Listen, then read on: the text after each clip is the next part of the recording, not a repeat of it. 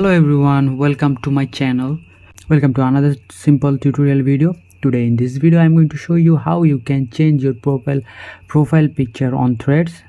And without any delay, let's start the video. First, go to your application, Thread application and click this profile icon on bottom right. Click here and click this edit profile option.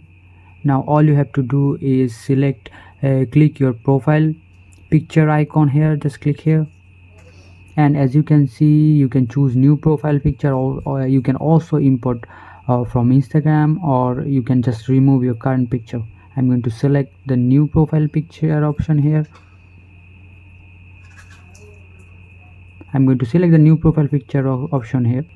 Now as you can see, after selecting the option, I got the access of my gallery, and now you can select any picture like this and just click this arrow icon and choose you can choose any filter. I'm not going to choose anyone, just select it, and your profile picture is now changed.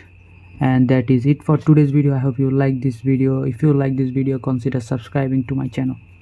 See you on